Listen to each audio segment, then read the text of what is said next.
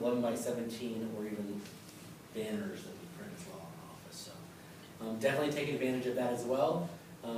It is the kind of thing that you all know that printing charges can, sort of add up quickly. And the last thing we want you to do is completely deplete your individual printing accounts that you might have set up. And so this is just a fund available that's taken help you as a student organization. So, handouts. So I'm going to take and give out some of these to each of you, and these are some sample documents and things that we typically look for. Some of you might have filled some of these out and have some experience with them, so we'll just kind of go through them real quick and give you a little bit of perspective about some of the things that, like I said, we typically look for student organization.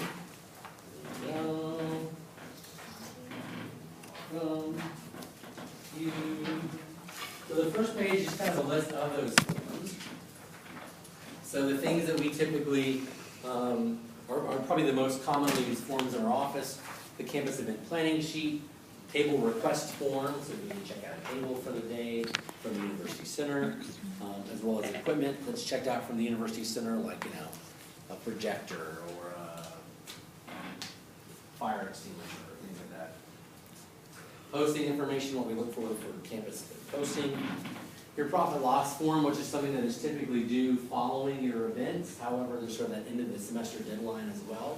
So anytime you as an organization raise money or collect money, we ask that you submit that profit loss form. That is meant to be partially a way for us to help keep a record and idea of what kind of money is coming in and out. Also to be a way for you to kind of have some idea of what, as an organization or group, you have made or spent. A lot of the times that's connected towards fundraising. It's raising money for the organization or raising money for a nonprofit. Our food waiver, we'll talk about that. I'll show you one of those. Student organization account, payment approval voucher, and the alcoholic beverage request form. So just kind of flip through that document. The first thing is the campus event planning sheet. I think it's probably pretty familiar to all of us. You got to use that if you're reserving a room. Some sort of notations on there of things that we typically look for. We're going to make sure that you have filled out, and we'll look for as well. Things like, that you actually check those boxes. There's a reason why they're there. So make sure you look at those and reference those as well. When you fill out a campus event planning sheet, the third page is the UC room addendum. And that's a document that is attached to that campus event planning sheet if you're doing something in the University Center. And that is to sort of give some of the details to the University Center about what kinds of room requests are needed. Yes, ma'am? Can we request a room in another building? Yes, you can. And so, I do have a document here, and it's like in an academic space. Right. Yes, you can. It's just a different process to reserve the room. Okay. And so we have a step-by-step as well about how to take and do that academic room reservation or request.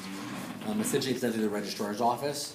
So you still would take that form, that campus event planning sheet, Right. complete that. It just goes to the registrar's office, and then access to the room is usually the the next thing that people sort of have to deal with in terms of an academic room request. Okay. If it's not a space that you as an organization or an academic department kind of have a relationship with, because a lot of groups, if you're part of an academic unit or department, you have that faculty staff advisor who maybe has the key to a room so you can easily get into it and use it. But that's not always the case for everybody, and so our office will do a request through MapExpress and Access to make sure that you or whoever needs either has ID card access or a physical key available to them. Yeah.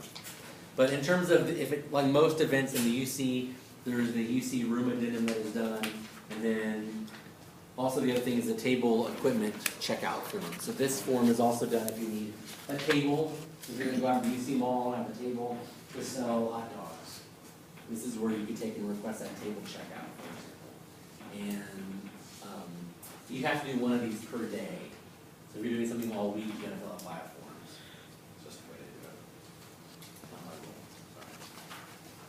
rule. Sorry.